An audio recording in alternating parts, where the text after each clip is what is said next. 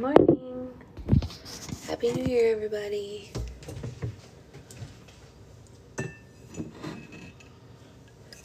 Good morning, good morning. How's it going? I'm gonna make coffee and then we'll get started.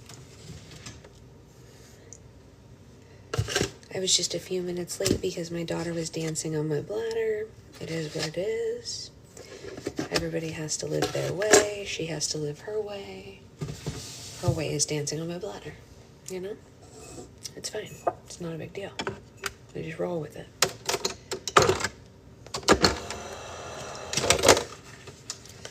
We just roll with it.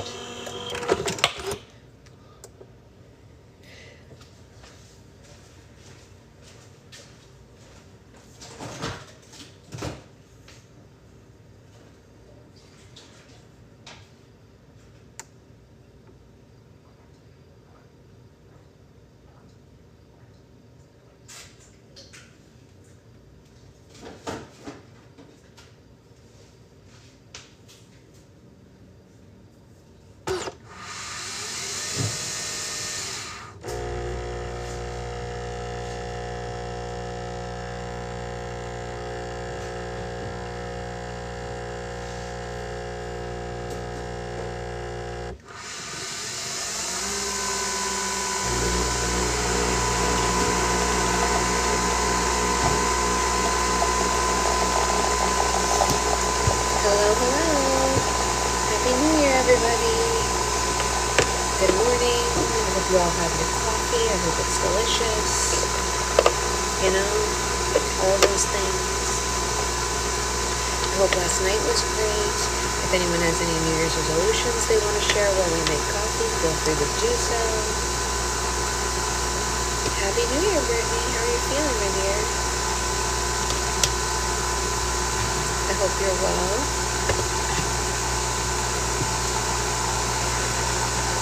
Did anyone do anything fun last night? Anyone make any good resolutions? Wicked at the same time. That's exciting. We talked a lot about Wicked last night with my friends. You got your favorite snack and a Kindle. Nice. Nice. I like that.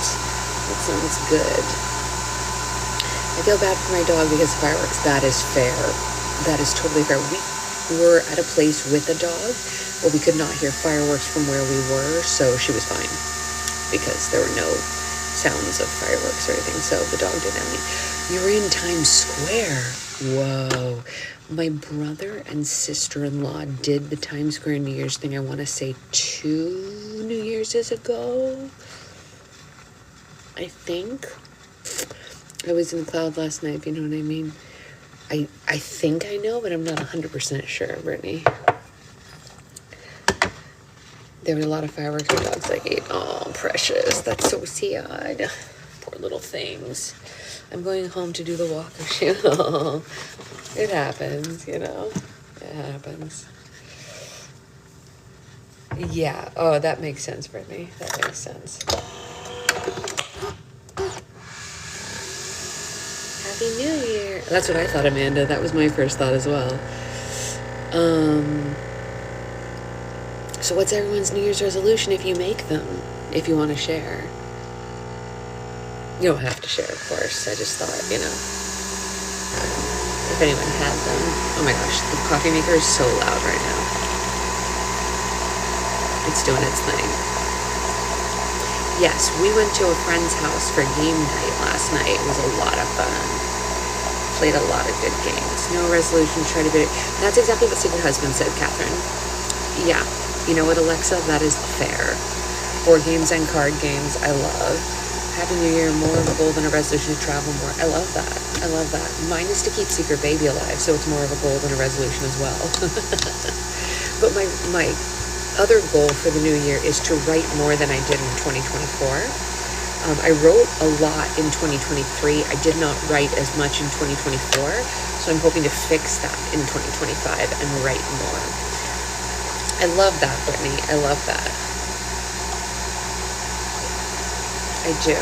I think that's a great one. No, don't do it. Stop. I made a boo-boo with the water. Whatever. It's fine. It fixed itself. Yes. Our goal is to keep Secret Baby alive, which I think I can do, and write more, which I'm not sure I can do. We will see. The idea of goals, but yeah, definitely goals. There are definitely goals more than resolutions, Sloth. I think that's correct. Happy New Year, Ray. Happy New Year. Read more books than I read last year. Yeah, I think I would also like to read more books. Did anyone set, since this is book club, let's ask, did anyone set a reading goal for this year? Last year at the beginning of the year, my reading goal was 75 and I topped out at 122. But this year I set my reading goal for 100 because I'm not sure I can do the 120 again, knowing we have Secret Baby coming, but maybe I'll read a lot while I feed her. You know, this year I moved back home to my family, so that's exciting. That is exciting. I did that in 2022, Brittany, and it's lovely. Your reading goal's 90. I love that. I love that. That's pretty on par with what I'm hoping for myself as well, Avery. Avery, do you count book club books? I hope you do. I do. I did 15, and I'm thinking you can definitely do it. Kylan, I would definitely say starting with 20 is a great starting point. Don't push yourself. Just read aloud. She'll love it. Yeah, we are going to read aloud for sure, Lucy. It's a great idea. Family and horse things. Goal is to actually use Fable. I need to look into that, Ray. I know Liz made us one, like collectively as a group, but like I haven't had time to look into it. There's just so much going on. My real goal right now, if I'm being honest with you all, is to get through making the stuff for the January restock and January Patreon things and then deal with everything else after that. I know that sounds like a push off, but I just have to get through my restock first, and then my brain can deal with the rest of the stuff, like looking into Fable, writing more, doing all those things. But I have to get through this restock before February. So it's like, I just need to bowl through that first, which I know is like, whatever. Sounds like a cop out, but you know.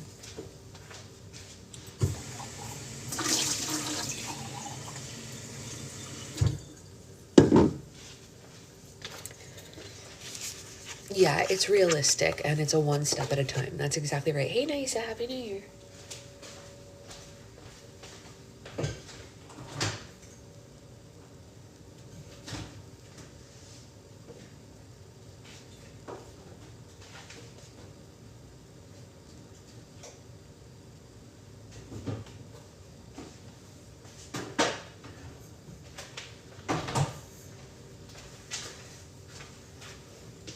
You have to do things this way. Yeah, of course.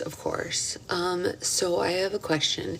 Does anyone think they can guess what song has been stuck in my head for 3 days? 3 days. 3 of them.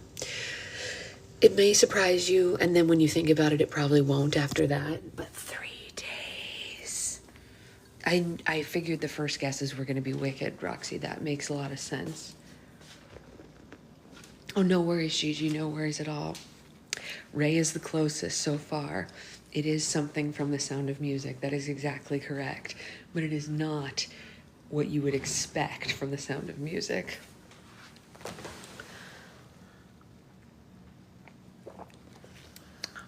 It is definitely from The Sound of Music because we watched that on my birthday. You guys want to know what the cutest thing about watching The Sound of Music on my birthday was? It's how enraptured Secret Husband was with it. He was like on the edge of his seat watching. He was like, I haven't seen this with a kid since I was a kid. I don't remember what happens. She's leaving the children. Is she gonna come back to them? It was very cute. He was like, does she come back or is it bad? I was like, oh, honey, it's a musical. It was very cute. But the song that is stuck in my head is only just the tea with jam and bread refrain from the reprise of Do Re Mi. Okay, so when they are at the end and they're trying to escape the bad guys, I won't say the word on here, and they're all standing like this and they're going, tea with jam and bread with jam and bread with jam, over and over and over again, will not leave my head. I love this song, you guys, but why can't I have the other version stuck in my head where it's the whole song, not just tea with jam and bread over and over again? We like the whole song. Do Re Mi, the whole thing. Let's go. genius song, so good, we love it, but why just this part? I don't know. But that's what my brain has decided it wanted to attach to, and that's what we have. So, you know, that's where we're at. That is where we are at. Hey, Lori. Happy New Year. If any of you don't know my friend Lori, Lori is one of my oldest friends. She and I went to school together, and me too, right? And she is a fitness instructor in New York City now. Thank you. This cup was a gift. But also, for those of you who are here for book club, last year she also did the reading challenge. I don't know if she's doing it again this year, but I've been enjoying following her reading journey as well. So just worth pointing out. She's actually just oldest friend, not as a person. It is very, very that, Gigi. It's not only emotionally moving, it's also almost kind of scary, right? Like, we were talking about that when we were watching Sound of Music. We were talking about how interesting it is how real that story is, right? And there's a lot of real stories in the world, right? But most musicals aren't real stories. And so for a musical like Sound of Music, with the popularity, has still reading but no challenge, felt too rushed and stressed. That's fair. Totally fair, Lori. No judgment from us. So we went on the Sound of Music tour. Like, we all know that it's based on a true story, but learning more about the actual history of it while we were in Austria last year was really eye-opening, and it gave me a new perspective on a lot of it, including Captain Von Trapp himself and the absolute courage of conviction that men had. I might skip today since I haven't had yesterday's yet. Totally understand, Katie. It's uploading right now. It took forever to download that one for some reason. Yeah, it was one of the greatest joys of my life to get to go on that Sound of Music tour, by the way. What a gift that Secret Husband gave me, agreeing to do that, but then he ended up loving it too. But, like, Captain Von Trapp really did say F off to the bad guys that we don't name here. You know what I mean? And that takes courage. And it's something that's talked about so often today, like, oh, if you had lived in that time, what would you do? Would you stand up? Would you be that person? And I hope, given the state of things, that we all are those people. I'm trying to be currently.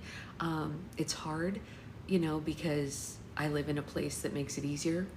That's a privilege. I get that. I live in California. I'm privileged.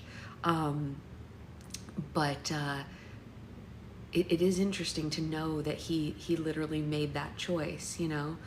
So it's pretty cool. Takes a lot of courage to do that. And takes a lot of courage to escape with 7 children, right? I mean, scary, big scary. It, like, we were watching it and we were like, dang, those army guys are just standing there staring at them, and those are little babies, and now they got to get out, you know. So, and they did. The other thing that I noted while we were watching the movie, and everyone will have a difference of opinion on this, but those of you who are also healing from religious trauma within our group might find this an interesting perspective. We were watching the opening of Sound of Music, and you know, everyone knows that the nuns, the majority of the nuns, not all of them, but the majority of the nuns are very critical, judgmental, and cruel to Maria in the beginning. It's meant to be a funny scene, right? How do you solve a problem like Maria? It's supposed to be a funny question. You're supposed to be like, oh, ha, ha, they don't know what to do with her. But when you really get down to brass tacks about it, it's cruel, right? What they're doing to her is cruel. Same, Roxy, big same.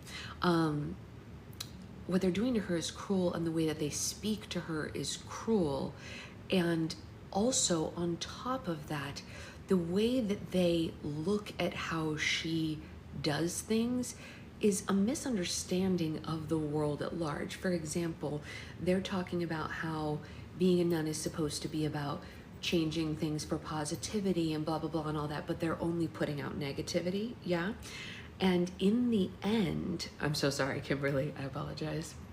In the end, Maria, the real life Maria and the one from the movie, both, ended up putting out more positivity, more change, and more understanding into the world than all those nuns put together, right? I mean, like, that's a fact. They're preaching literally X, Y, and Z, and she ended up changing the world. And at the bare minimum, even if she hadn't become famous, she bare minimum changed the lives of 7 children positively and for the better, and the captain, of course, as well. But even if you just say she was a nanny that gave these children solitude in their time of need, even that alone makes her more positive in her life and her experiences than all of these nuns who are just spouting off BS about someone else, right? Like, am I crazy to think that? And I know it's a musical, so it's like, oh, Sasha, don't get so deep, but it's someone's life also. This was her real life too, you know? Obviously Maria's passed now, but not that long past, you know? So I don't know, that was kind of my thoughts on Sound of Music, having not watched it in about a decade. My feelings on the matter. Yeah, as a grown person. You making slime live today? I'm not sure. A lot of parallels. Please, Amanda, get me. Yeah, definitely worth a rewatch. Sound of Music, in my opinion, is always worth a rewatch. I will tell you, Sound of Music is one of those musicals that it does not matter if it is a crappy high school production or, oh yes, R.I.P. Rebecca Luker, what an angel. It can be a professional production, the movie with Julie Andrews and Christopher Plummer, or a crappy high school production, but Sound of Music will always get me because it is good enough of a show to hold up against almost any performer. It's just that kind of good. It still hits you in the feels, even if it's some kids who can't stay on key singing it. I have seen it with some kids who can't stay on key singing it, and I still cried. I love you, doing a very good part of my book. Okay, see you later, Brittany. So that is my thoughts. So let us read our book for book club. We are reading chapter 36 today of the Matzah Ball, and then I will get to work packing all of the evergreen orders from all those slimes we made. And I made 3 slimes for restock yesterday. I need to make about 4 more today. Bye, Lori. See you later. All right. I do too, Gigi. It's a very good book. We're at 83% though, so we're almost done. And then we will be moving on to our next book probably within the week, it looks like, but we'll see. Mazor Terez Yishati, Rachel slurred. Oh, good. I'm glad that she slurred it because I don't know how to pronounce that, but it's all slurry here. Maybe that's why I don't know how to pronounce it, because she's not speaking properly. She was alone in her apartment on the last night of Hanukkah, but that wasn't going to stop her from having a good time.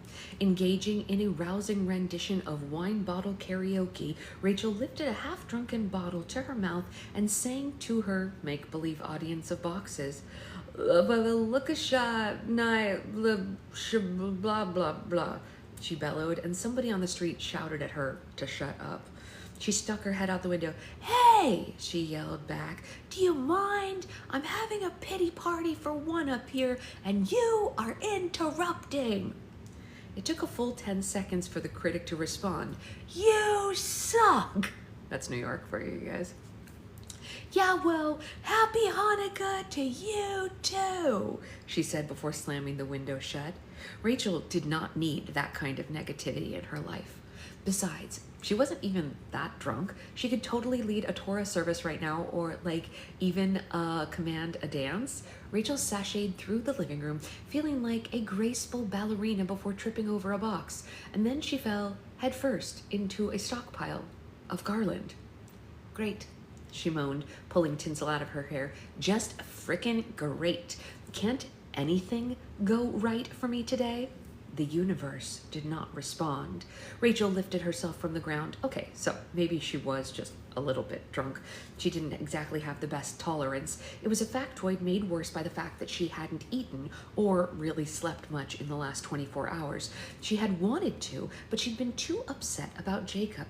She didn't want to think about it. She also needed to stop drinking.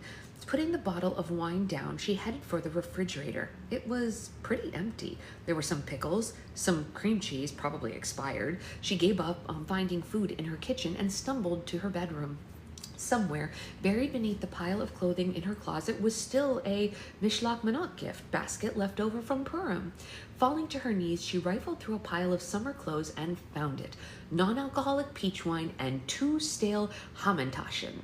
The triangular cookies filled with jelly stared right back at her. Hi, Caddy, sweet girl. It's okay that it's book club. You can always say hi, precious. You know we love you. That's okay. Don't worry. Cheers to the new year. I hope you had a good night last night. Although I don't judge if you fell asleep because, you know. Desperate for sustenance, she pulled out a cookie. It was no use. The dry and flavorless thing felt like cardboard in her mouth, so she spit it out. Food, sleep, joy, losing Jacob had all affected her in ways that she never imagined. Sitting down on the bed, she caught sight of the blue and silver ball gown hanging over her mirror. It was so beautiful, and yet she hadn't even bothered to try it on. What would the harm be now? Slipping out of her PJs, she pulled on the dress. It really did not match the grandma bra that she was wearing, or her unkempt frizzy hair that stuck out in 1,000 different directions, but it was a beautiful dress, perfect and made for her. She wondered how one person could have pegged her so completely. Though she'd made the right choice, protecting her parents and all that, she couldn't help but feeling that she had lost something important. The buzzer on her front door rang, and Rachel spun around, squinting in the direction of the sound. She had no idea who it could be. Everyone that she knew was at the Matzah Ball Max. Of course, she hoped that it was Jacob at the door. But she peeked through the peephole, and Toby was waiting outside. Ooh, I just got chills. Rachel's stomach dropped. She was wearing a ball gown and slightly inebriated. She was in no position to be entertaining someone's bubby. Chewing nervously on one fingernail, she considered all her options. The smartest thing to do was just to pretend she wasn't home, but she couldn't ignore this poor woman, not when Toby had been so incredibly kind to her over the last week. So despite her embarrassment, she opened the door. Rachel, Toby said, oozing joy through every word. I'm so glad that I caught you. Rachel stammered. Caught me? Yes, it's the last night of Hanukkah. Toby held up a small blue bag. I brought you a gift. Rachel hesitated. It was kind of Toby to hike all the way up to the Upper West Side, but it was also unnecessary. Her relationship with Jacob was over. She didn't feel deserving of presents delivered from his lovely grandmother by hand. I also brought you some more rugalash. I know how much you enjoyed them the other day. Do you like apricot? I love apricot, Rachel admitted, plus she was starving. Ah, good, a girl after my own heart. Toby entered Rachel's apartment. She raised a concerned eyebrow at the multitude of boxes laid out across the living room, but otherwise she was kind enough not to mention the ball gown Rachel was wearing, paired with fuzzy pink socks, or the half-drunken bottle of wine sitting on the counter. Are you moving? Toby asked. No, I'm just changing things around a little. Oh, change is good, Toby said. Do you mind if I sit down? Rachel threw boxes and pillows out of the way. No, please, so sorry. Make yourself comfortable. She was grateful that Toby was here. Something about bubbies and their sweet smiles, never-ending supply of baked goods always made Rachel feel better. Thank you, Kayla. Toby sat down on the couch, exhaling loudly in relief. My feet, she said, lifting her toes up into the air. I try not to think about my age, but sometimes it just creeps up on me when I least expect it. Rachel nodded. Oh, I understand. And in the kitchen, she pulled out 2 small plates and napkins and set up the coffee table for snacks. Would you, like something to drink? No, water is fine. Rachel poured 2 glasses, placing them on the coffee table before taking a seat beside Toby. The old woman opened the white bag and began to pull out rugelach, piling at least half a dozen on Rachel's plate. "No, please," Rachel said, trying to stop her. "I can't eat that much." "Nonsense!" Toby added 2 more cookies to her pile. "Plus, they're so tiny, and you're so skinny. Come on now, have some more. My mother always said, eat sweet things, and you'll have a sweet life. There's matzah in eating cookies." Rachel sighed and obliged the old woman. She could certainly use some luck in her life right now, and she popped a cookie into her mouth and moaned. They were incredibly delicious. "Jacob likes the apricot best, too." Rachel's heart broke once again. She put her rugelach down and felt guilty. "You look beautiful, by the way," Toby said. "Oh," Rachel laughed. "I forgot that I was wearing this." "Oh, well, go on," Toby teased her, pointing to a space on the living room floor.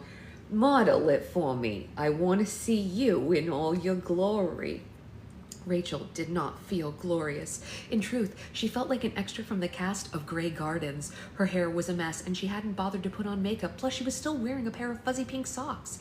She had not brought the gown any justice, but Toby kept insisting. "Go on, humoring old woman." Rachel, standing up, moved to the center of the room. Taking a deep breath, she did as Toby demanded, twirling several times before landing in a low curtsy. Toby broke into applause. "Oh, stunning," she said happily. "Just stunning. But there's only one problem." Toby reached for the blue bag. "It's missing something." Rachel returned to the seat beside Toby, taking the blue gift bag on her lap. She dug her fingers through the tissue paper, pulling out a small box. She opened it, gasping at the sight.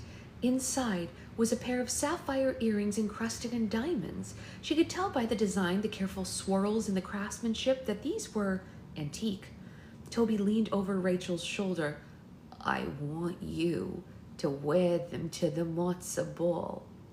"I cannot accept these," Rachel said. "Oh, why ever not? They are too expensive." "Nonsense," Toby said, waving away her concern. "The stones are glass." "It's not real?" "No," Toby explained. "My husband had them filled in with colored glass as a wedding present. We didn't have much money back then, and glass was all he could afford. Still, I think the glass makes them all the more precious, since the original stones saved my life." "I don't understand." "I was born in Germany," Toby said. "I'm a survivor." "Oh, I didn't know," Rachel said. I'm so sorry." Rachel was not surprised. She'd grown up with Holocaust survivors and their stories, and she recalled how they would sit at her dining room table over holidays, sharing their truth and tears and anger, and then they'd roll up their sleeves and display the numbered tattoos on their skin. Indeed, she had known about the Holocaust her entire life, and it had always existed there beside her, a warning and a burden, the murder of 6 million Jews, a story intimately tied up in her own story. "I was only 8 years old when my mother sewed these earrings into the hem of my skirt and placed me on a train from Germany to France." "You must have been so scared." "Terrified," Toby admitted. "I was a child, all alone in the middle of a war, but I did have some things in my favor. I was female, which meant that that word that we can't say here on TikTok, schmotschmies, couldn't see if I was the thing that they do to baby boys. I had blonde hair and blue eyes, which helped me pass as a French child instead of a Jewish one. And I had those earrings sewn into the hem of my skirt." "You could use the stones as payment?" Toby nodded. "Whenever I would come across some threat, a soldier that needed to be bribed, or a farmer to reimburse for food and shelter, I could unstitch those earrings, pull out a stone, and pay them. It was a dangerous task making my way through Europe all alone, and eventually I was able to make it to the south of France. With the help of the resistance, I worked as a farmhand using falsified papers.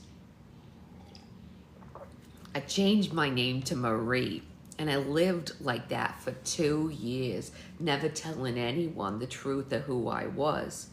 It must have been so hard. It was, she said sadly. Perhaps I would have forgotten who I was entirely, but I had my mother's earrings. I had a strength sewn into the hem of my skirt, carrying me forward. Rachel ran her fingers over the glass stones. It was incredible to think of the journey that those earrings had taken. When the war ended, Toby said, I was 12 years old. I spent several years in a displaced persons camp, hoping to hear that somebody from my family had survived, but nobody did. Each of them was deported, murdered in places like Sobibor, Treblinka, and Auschwitz. I knew I couldn't stay in Europe, not after everything had happened. Eventually, a Jewish aid society arranged for me to come to America and live with a foster family. Rachel nodded. In the aftermath of the Holocaust, countless Jewish children had found themselves orphaned, and in response, Jewish detective agencies were set up all around Europe to identify these children and find their surviving families. When a child was proven to be 100% orphan, they were relocated to new homes and families, often outside of Europe. It was the first night of Hanukkah when I boarded a ship for New York. I wasn't sure what my future would hold, but I knew whatever happened, at least I was free. I took the remains from those earrings, the smallest chip of a diamond, and I bought some candles and a block of wood. I stood on the hull of that ship with the other survivors, and we lit the candles on a makeshift menorah. And you know what we said to each other after those candles were lit and the blessings were done? Rachel shook her head. No. A great miracle happened, dear. They were the same words inscribed as an acronym on the dreidel. You were so brave. Rachel choked on the words. I don't think I could ever be that brave. Not brave, Toby corrected her. I was scared. Nearly every second of every day during the war. I was scared after the war too, but I was done hiding. I was done pretending to be somebody I wasn't. Ready to be free, tell my story, and in doing so, brighten the life of someone else. Toby took the earrings from Rachel and affixed them to her ears. Digging into her purse, she pulled out a small, compact mirror, holding it up for Rachel to see. You're the perfect person to wear these earrings, Toby said. Don't you see that? Rachel analyzed her reflection in the mirror. The earrings swung down to her chin, truly stunning. Swirls of color, blue and white, highlighted the pinks and yellows in her cheeks, and it didn't matter that they were glass. It didn't matter that they had no real economic value. It was the story that made them precious, and tears fell from Rachel's eyes. She understood the lesson in this gift. Truth could be scary. Darkness might always endeavor to snuff out the light, but the strength of those who truly loved us would always push us forward. This is how we brighten an otherwise dark world. We fill it with truth and love and light. Toby put down the mirror, taking Rachel's face gently between her hands, and she wiped away the wet spots with her thumbs.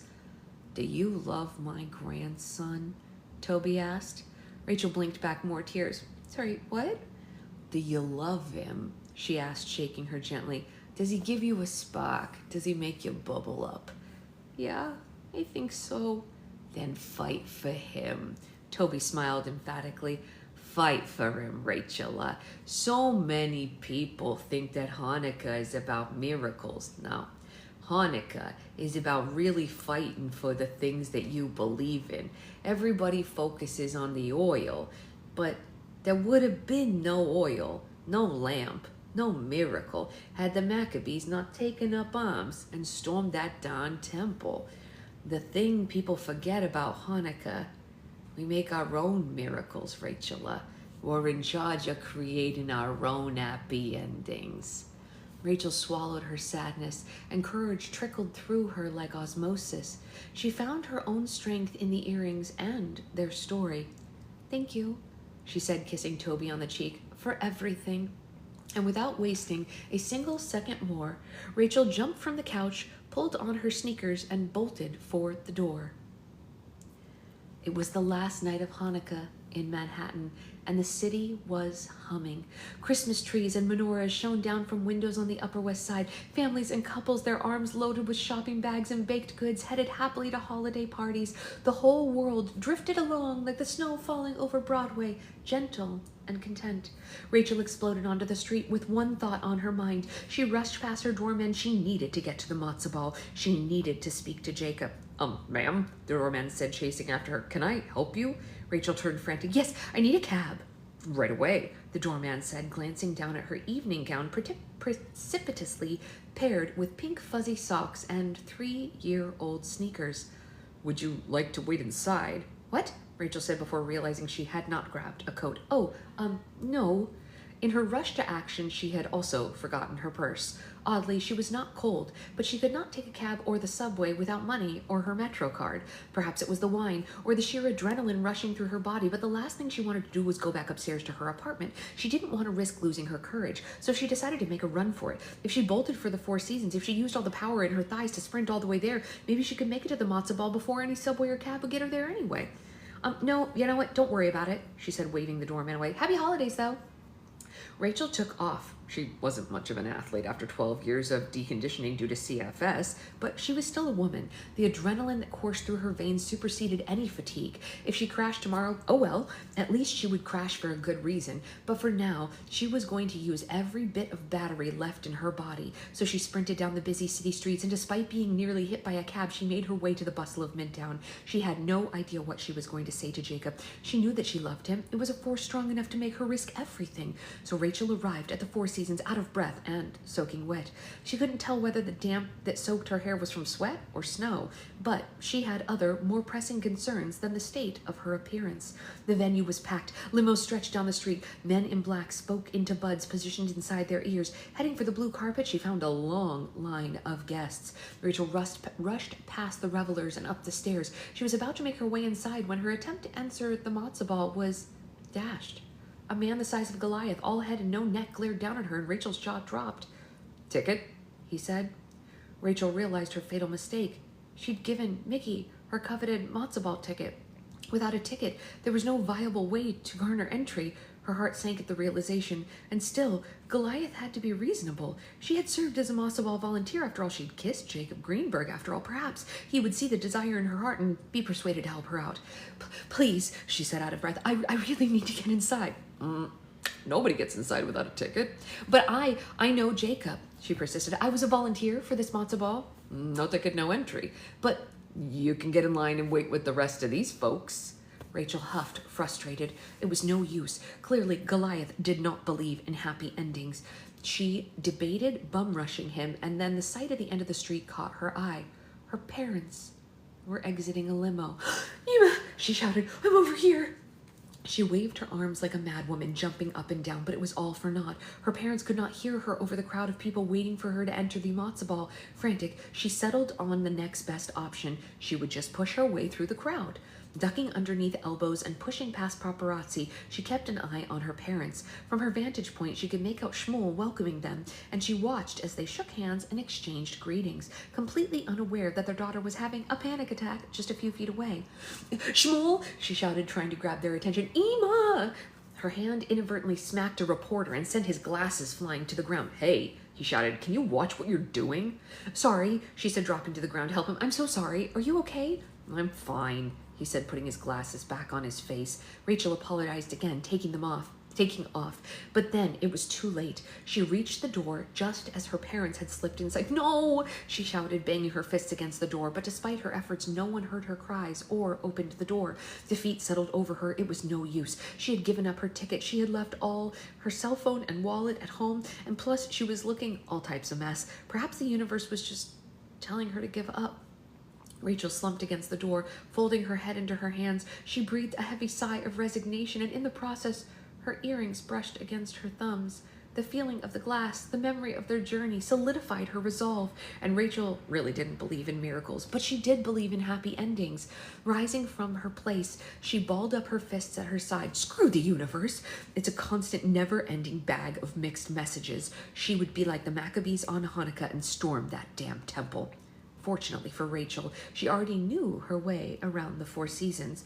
Trying to act cool, she bypassed Goliath at the front entrance and slunk down an alleyway. She knew of a side entrance there, often used by staff for cigarette breaks, and when she checked the lock, her heart sank. Normally, the staff would use a wedge of cardboard to keep the door open, but with the party in full swing and security on max alert, the door was barred shut. Defeat stretched through her body. There had to be some other way inside. Glancing up to the heavens, she offered a silent prayer to the Matzah ball gods, and that's when she saw it. Right above her head, the bottom of a metal ladder for a fire escape. It was insane, obviously one of the worst ideas she had ever entertained, but bad ideas had never really been enough reason to stop Rachel. Hoisting her dress up, she made for it. Her hands skimmed the wet metal before she promptly fell to the ground in a slushy mess. The noise of her crashing caused a few onlookers to look in her direction. Quickly, she hid behind a trash can, pushing her back firmly against the wall. And then when she was certain the onlookers had moved on to other things, she stepped out of the shadows and tried once again. She jumped once, twice, 3 times, before finally catching hold of the metal staircase and bringing it down in one crashing swoop. "Victory," she whispered. She glanced down the alleyway, and no one was watching. Good. She hoisted up the bottom of her ball gown and began to climb. The ladder was dangerous, slippery, and wet. Rachel nearly fell on several occasions, but she refused to be intimidated. Mustering her courage, she made her way up to the 4th floor. There was a window open. It would have to do. Stepping off the fire escape and onto a ledge, she began the dangerous horizontal climb towards Jacob. She needed something to calm her nerves, so she decided to hum some Christmas music, but when she almost slipped and nearly went crashing down 4 stories to her death, she decided to switch over to Hanukkah tunes. Finally, she made it to a window. Using the tip of her sneaker, she pried it open wider. Relief spilled over her. She was just about to enter when a voice called out to her. Goliath was standing at the end of the alleyway. He had one hand on a radio device situated in his ear and the other precipitously guarding a taser attached to his belt. "Hey," Goliath called out to her. "You there! You stop! What are you doing?" Rachel hesitated. She'd never been tasered before, and Goliath was a seriously scary guy. But whatever fear lingered in her heart lasted no more than a heartbeat. She loved Jacob Greenberg, and she was going to fight for him. Without an apology, she knelt down to the window and threw herself inside. The last thing she heard as she went tumbling onto the carpet was Goliath speaking into his radio. "Security," he said, voice echoing over the static. "We have a break-in on the 4th floor. Be on the lookout for a female, blue ball gown, pink socks, disheveled. Send all security immediately. I repeat, all security to the 4th floor, now." Jacob Greenberg was not a happy camper. Standing there in the main event room, he tried to place the source of his tension. Heart-pounding music, the epic rap beats of Nez Galad blasted from the stage, special effects coupled with strobe lights, swiped across the smiling faces of his matzo ball attendees. Almost everything was going according to plan and on schedule. Still, he couldn't even enjoy himself. Something was missing, or rather, someone was missing. His eyes darted over the dance floor, and he didn't want to keep looking for Rachel, but he couldn't help himself. It happened every time he saw any woman in a blue dress or caught the eye of a curvaceous brunette. It sounds like that, Danny, but it's not spelled like that. It's N-E-Z, it's one word, N-E-Z-G, with a capital G-A-D-O-L. So yeah. That seems to be what they're saying. Yes. He would smile, move closer, attempt to talk to the woman, only to realize abruptly that the woman standing before him was not Rachel. Oh, that's a really cool name for a Jewish act. That's really cute that they changed it to be like, cheeky by adding a Z. Rather, It was an impostor sent to torment his aching heart. The only thought that gave him any comfort was that tomorrow he'd be returning to France, and in the meantime he tried to distract himself with the young woman, blonde hair, blue eyes, who'd been chatting with him for the last 15 minutes or so. She learned that he was Jacob Greenberg, the CEO of Greenberg Entertainment. She hadn't left his side since she found that out. This music is amazing. I'm glad you appreciate it, he said. Are you Jewish? Oh, no, she said, slightly slurring her words, but I do love Jewish men. Oh, he said. I'm on J-Mate, she offered up. Jewish men, they make the best husbands. Jacob smiled. He knew from his father that that wasn't always true. Still, this girl was pretty. Blonde hair, smoking bod. She laughed at everything he said. Uncomplicated, pleasing. But she wasn't Rachel. His heart waged war with his head. He couldn't help himself. He missed Rachel's complications. He missed the way she rolled her eyes, offering snide remarks, fearlessly putting him in his place. She had a strange sense of humor. She said things that were quirky and altogether ridiculous, and the irony sliced him. For all her lies, she was often quite real. Brutally honest, in fact, unlike the woman standing in front of him with false smiles and platitudes. Jacob, a staff member tapped him on the shoulder. Rabbi Goldblatt and Dr. Rubenstein have arrived. Great. Have they been set up? Yeah, they're waiting in the green room. Jacob was relieved. He was looking for an excuse to exit this conversation. Turning back to the blonde, he kissed her hand and said, au revoir. He walked to the green room at a brisk pace, feeling uneasy as he followed his assistant toward the back area. He dreaded seeing Rabbi Goldblatt and Dr. Rubenstein because he knew that they would remind him of Rachel. Hey, Rabbi Goldblatt, Jacob said, putting his phone on mute. Dr. Rubenstein. He was pleased to see that his guests had been properly situated. Rabbi Goldblatt sat upon one of the couches, filling up on latke 8 ways. Dr. Rubenstein, always the social butterfly, held court with his staff in the corner. Upon seeing Jacob, both stopped what they were doing, and Rabbi Goldblatt set his coffee on the table. Dr. Rubenstein excused herself, greeting Jacob with the warmest of hugs. Feeling her arms around him was wonderful. Oh, how he missed his mother. He missed the comfort of family on a hard day. Jacob pulled away. I trust everything went well with getting you here. We had a bit of traffic, Rabbi Goldblatt said. Yeah, but nothing that shouldn't be expected during the holidays, Dr. Rubenstein interjected. I hope the limo kept you comfortable for it then, Jacob said. Oh, more than comfortable, Dr. Rubenstein went. But Jacob, really, the limo was too much. We're all New Yorkers after all. We would have been happy to take the train. Nonsense, Jacob said. You're honored guests of the Matzah ball. It's my job to make sure that you are safe and taken care of. They moved back to the couch. It was important to Jacob that they go over the particulars so that nothing about being on stage would catch the Goldblatt-Rubenstein family off guard. So Dr. Rubenstein settled into her seat, palms folded on her lap, and Rabbi Goldblatt picked up his plate, listening intently between bites of food. All right, so once Esther Shapiro is finished with her set, we're going to lower the lights, Jacob explained. There will be a bit of a show, some visual display, fire, and music, which will draw the attention of the attendees up to the main stage. After that, I'll bring you out there. There will be some introductions, applause, a few nice words, and then the curtains behind the stage will part, and the audience will see our 10-foot menorah. 10 feet, Dr. Rubenstein gasped. This sounds very elaborate, Jacob. Yes, everything I do is elaborate. Now, this is the part you need to worry about. Once the menorah is showcased, I'm going to lead you to a staircase. Everything is mechanized, so once you're at the top, light the shamash, and after you say the blessing, it will move on its own, slowly and under the direction of the stage crew. You're not afraid of heights, are you? No, not at all, Rabbi Goldblatt said proudly. In fact, I climbed the snake path on Masada several times. Masada several times. Okay, good, Jacob said, because it's high. You light all 8 candles before putting the shamash back into its final position, at which point there will be more pyrotechnic displays and the music will begin once again, and once that happens, you're free to descend down the staircase.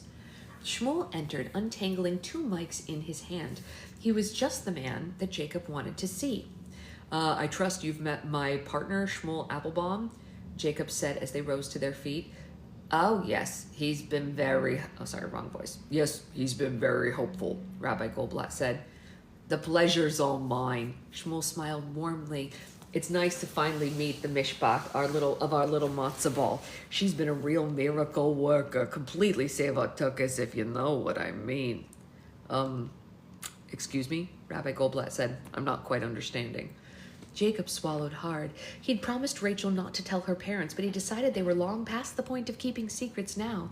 Plus, he wasn't Rachel. He didn't like lying to Dr. Rubenstein and Rabbi Goldblatt, especially since they had gone out of their way to be so kind to him.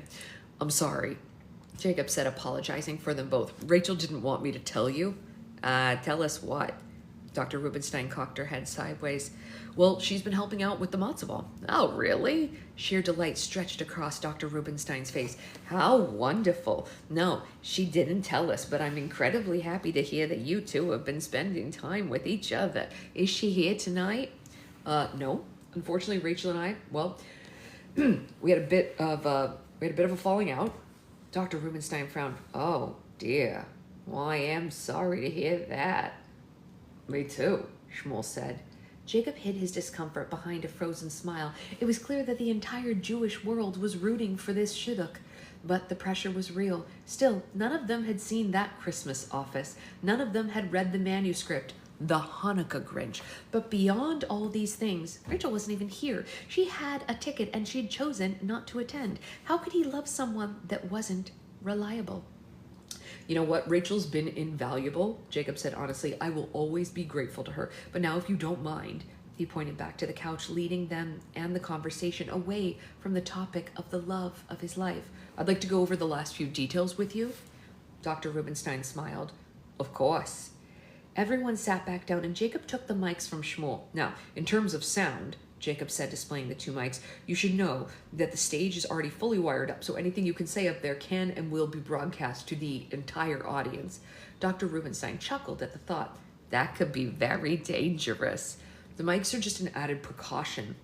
Should there be a problem with our primary sound system, we'll switch you over to these backups. But the point is, be careful what you say up there. Assume everyone can hear everything.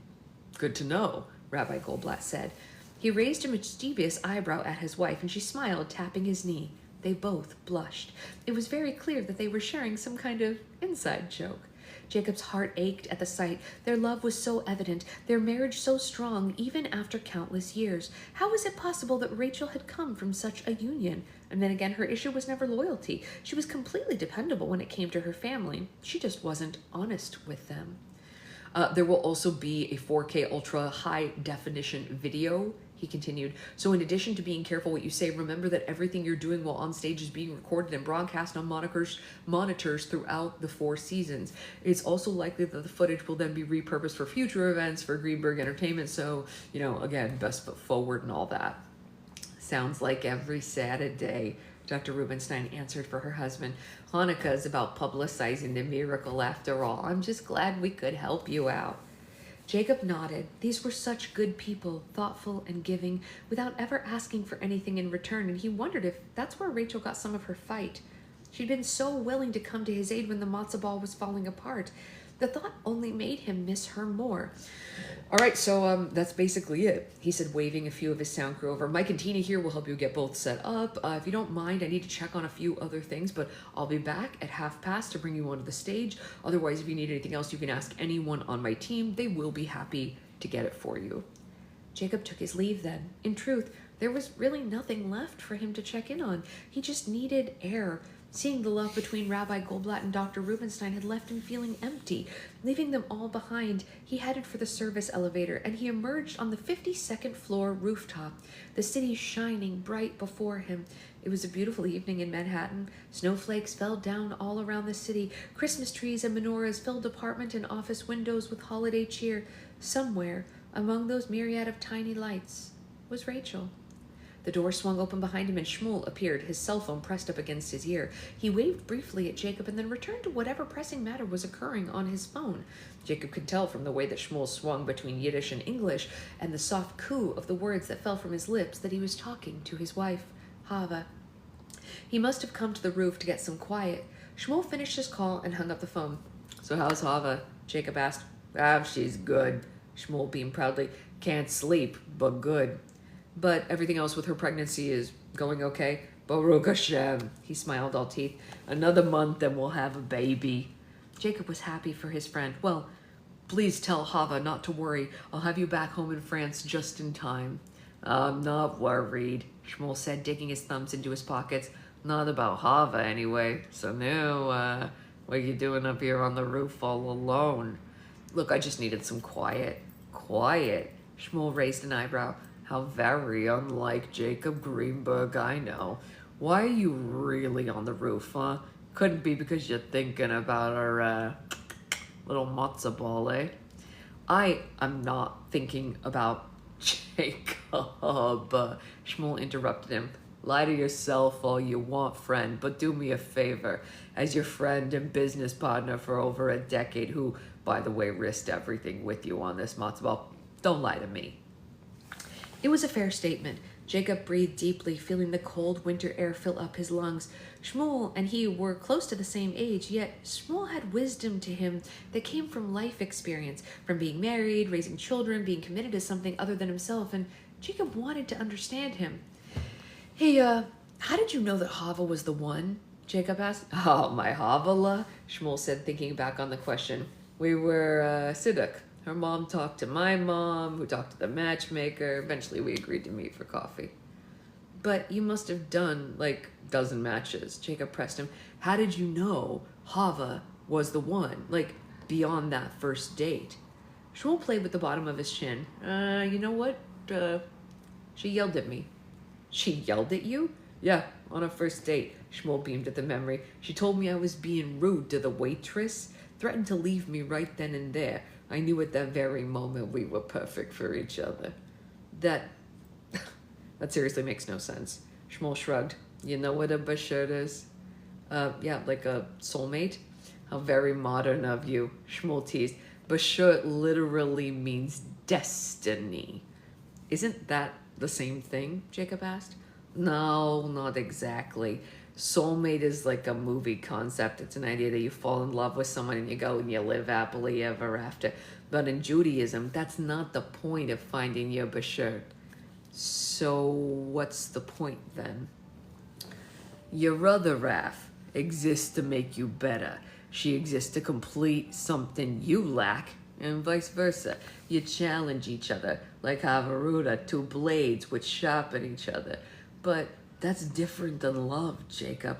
In some ways, it's a little more powerful because your bashert, your other half, can fill up what you lack and help you fulfill your destiny. So what you're trying to say is that Hava yelling at you was something you needed in your life?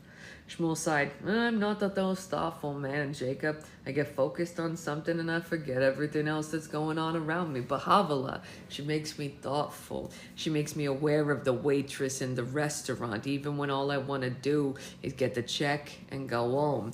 But she doesn't let me get away with any of that. Because of her, I'm a better man.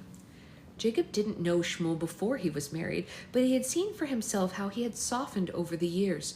The way he rushed home for his children or spoke softly to Hava over the phone, promising her the world. Shmuel could be a nudge, pushy, greeting, but he was also a bona fide mensch. Listen, Rachel is good for you, Shmuel said definitively. She's right for you. She's not who you think, Shmuel.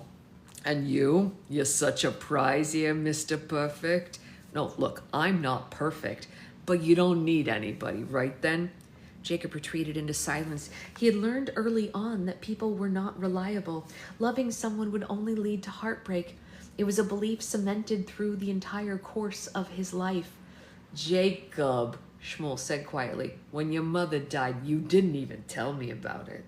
Jacob defended himself. Hey, look, you barely knew my mother. I knew you, Shmuel said, refusing to back down. What do you think, huh? You think I wouldn't care that your mother passed? You think I wouldn't have bothered to come to the funeral or to sit shiva with you? At least you could have given Havala the opportunity to make you a kugel, but you never want to give anybody even a chance to remotely let you down. You can't live this way, Jacob. You certainly can't get married like that either.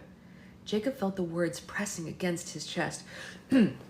She's not honest, Shmuel. I can't have a relationship with someone incapable of telling the truth.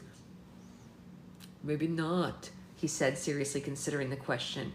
but she was the first person I ever saw you truly rely on, Jacob. You handed over the reins of your matzo ball to her completely. You gave up control, trusting someone else to help you with the problems in your life. That's not like you, Jacob. But when Rachel's around, you are different. She changes you. She makes you better. That's gotta mean something. Jacob nodded reluctantly. His friend was right. Listen, Shmuel said, glancing down at his watch. We have 15 minutes before the candle lighting.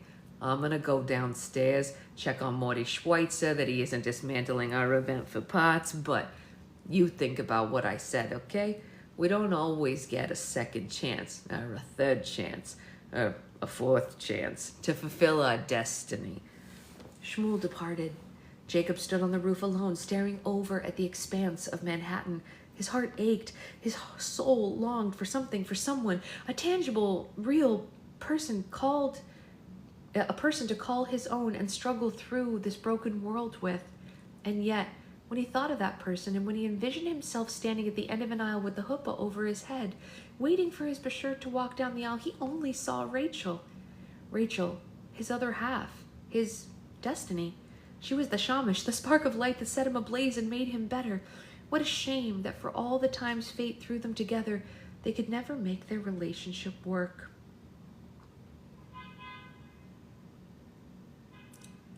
Sad. Sad. So sad. So we are at 89% here. Oops. Trying to see. I think we might finish this tomorrow. Let's see. I know he doesn't know though, right? We're on chapter 39 and there's 41 and then the epilogue. So we might be able to finish this tomorrow, y'all, which would be really fun. So that's exciting for all of us. And then, we'll read our next one. So this will be the first book we finish in the new year. Obviously, we didn't start it in the new year, but that's exciting. I'm going to try to have a slime live later, but I do have a doula appointment this afternoon, so I'm not 100% sure. But we do have Roll for Slime tomorrow for sure, yes. So I know, it's such a cute book. So cute. I love you all. I hope you have a very happy first day of 2025. And if you are on Patreon, expect a lot of posts over the next couple of days with a lot of info. Oh yeah, Becca's good. She's just, she hasn't been on book club because her kids are off of school, so it's harder for her during the break because she has 4 small children at home. But when they go back to school, she'll be back for the next book. Don't worry, guys. Becca's good. There's just, it's so many babies to contend with. Yeah. I think school break is harder for some people. And then, when the kids go back to school, everything gets a little more relaxed. So I'm sure by next week we'll see her here again at this one. But I text with her every day, so don't worry. She's all happy, healthy. And the kids were actually watching Wicked yesterday. It was so cute. You should have seen her little baby seeing Wicked for the next time. How do we decide the next book? We actually already decided the next book, Kimberly. So what we decided was that because it's our 2-year anniversary, we wanted to read something a little nostalgic for the beginning of the year. So our first book for the new year that we start is going to actually be The Princess Diaries, which is going to be a reread for me, but it will be new to some people. And then we're waiting for a few other books to come up for us at the library, including, I pre-read So I Knew It Was Safe, right? Yeah. And obviously Princess Diaries, which is coming next, Ray, is like super fine.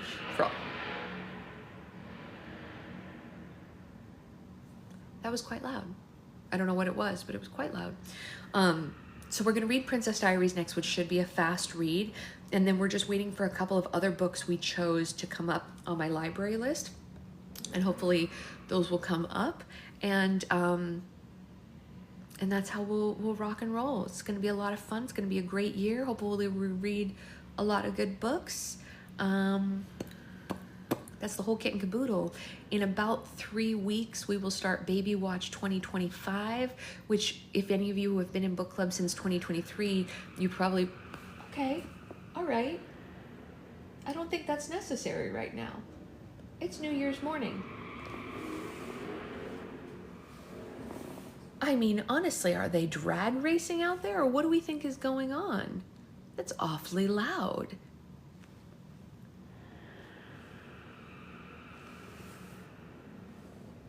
Outrageous. What I was saying,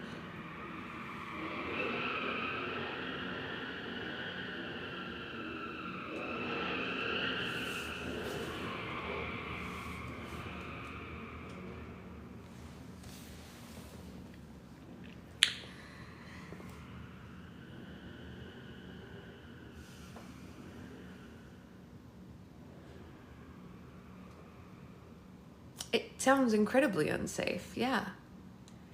They're mad they missed book club. Seriously. Well, you can just join us. You don't have to get all angry about it.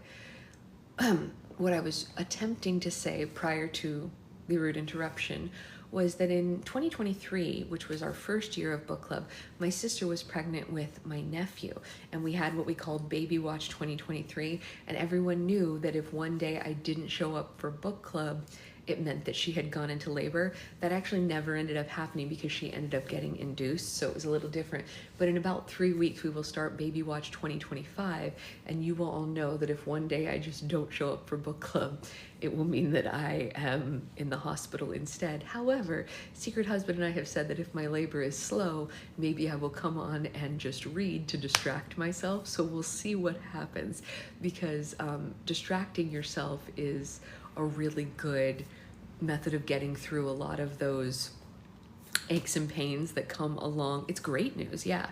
But it is a painful process, and so maybe I will come on and do funny voices and read things, and you can all join me in the process of distracting myself through labor until it gets to a point where we need to be in the hospital. That's when I was still lurking, as afraid to click on a live since I didn't understand them. Well, I'm glad you made the choice to click, Ray. Obviously, it turned out for the best for all of us, I think. You could definitely read through it. It's normally a slow process. Exactly. So that's kind of part of the plan. Obviously, babies are unpredictable, and we have to have not only a plan A, but a B, C, D, and E just in case, which we do. The initial plan is to just kind of ride through it in the beginning. So unless an emergency happens, you'll all know where we are and why. But if I don't show up for book club one day, just assume that overnight something happened and we're in the hospital. And it should be fine. We'll come out the other end with a cute little nugget to bring to book club. So that is the whole kit and caboodle. I will see you all later. Have a great first day of 2025. And that's it. Yes, exactly, Sloth. 100% that. 100%. All right, I'll upload this later. Bye, guys.